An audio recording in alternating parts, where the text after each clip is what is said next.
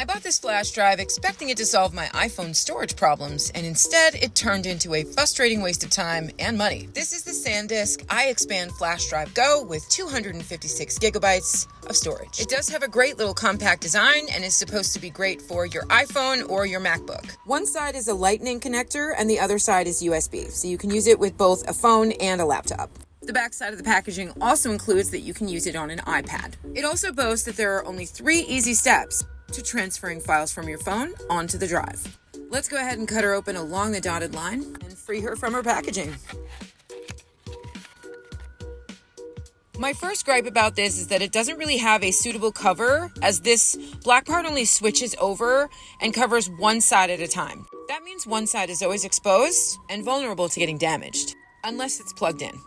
At $55, this wasn't an affordable product compared to others like it with double the gigabyte storage and a price tag at a fraction of the cost. Here's why the SanDisk iXpand Flash Drive Go is not what you think it is. First off, the 3 easy steps that are mentioned on the back of the packaging give the impression that you can plug in the drive, download an app, and quickly move your photos off of your phone. So let's go ahead and give it a try with my iPhone 12 Pro Max. First thing we're going to do is plug in the drive to the phone. And almost immediately we get an error message that says app not installed. So we go ahead and press App Store to open the App Store on the phone. And here's where it begins to get confusing already. There's not just one app for this iXpand flash drive, there's 3. So with high hopes, I'm gonna go ahead and download the first one. Now that it's downloaded, let's go ahead and open it up.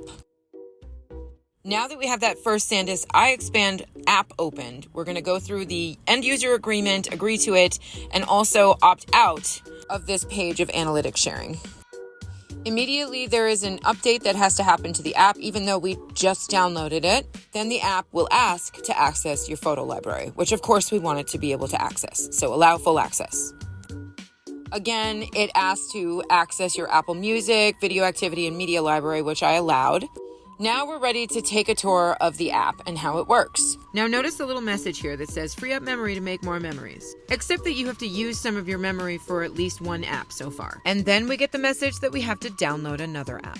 This message came up saying iXpand Drive app end of support notice. New app is available. Because I purchased this before April 2025, I have to have the old app if I want it to work before April 2025, and the new app if I want it to work afterwards. But how do I know that SanDisk is going to transition this app smoothly when already I'm hitting problems? Okay, so companies go through transitions. I get that. So let's go download the next app. And now that I've downloaded both apps, I'm going to go back to the one that they told me to use before the transition date in April 2025. But I am going to inevitably need this to move big video files off of my phone because I am a content creator and do most of my work from my phone.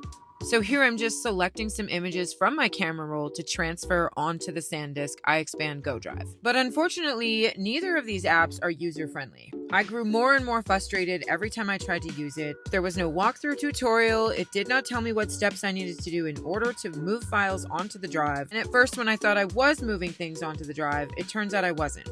So much for 3 easy steps. At one point, it did look like it was transferring the files, but then quit halfway through. I don't know what happened. It just froze up, so I tried it again. With less files this time. With tens of thousands of images and videos on my phone, this is a major flaw for anyone who creates content or needs reliable external storage. If the app and the hardware are unable to transfer even just a small photo file over to the drive and off of my phone, it is completely useless. Over and over I tried, only to keep getting repeated error messages. Now maybe this is why SanDisk is phasing out the old iXpand Drive app to the new one called Memory Zone. But this raises concerns. Will it even work after the switch? Can you trust it to keep your data safe? This is a deal breaker for me. If the whole reason for getting the drive is to expand your iPhone storage and transfer large files, then it fails at the most critical job.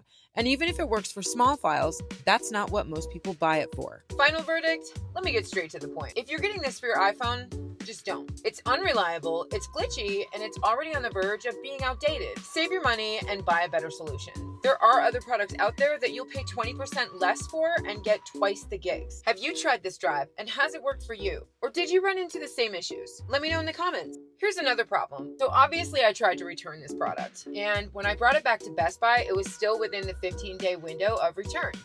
I was on day 14, and I had my receipt, and the woman at the cash register actually told me that I wasn't able to return it because I had surpassed that 15-day limit.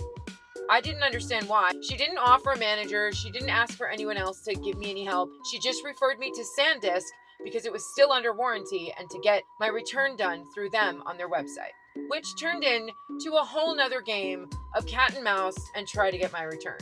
All that SanDisk wanted to do repeatedly over and over was tell me that they'd send me another product. Why would I want to replace the product with the same thing if their apps and the product don't work in the first place? There didn't seem to be a fault with the hardware. It seemed to be with the software itself. Why would I want a new piece of hardware that has the exact same specs when it was still going to use this faulty software? The first thing they asked me was if I tried it in my laptop. Most people who want something like this to move files off of their phone don't have a laptop, and that's why they get this external drive. Otherwise, I would just airdrop or transfer the files directly from my phone to my laptop and then to an external drive.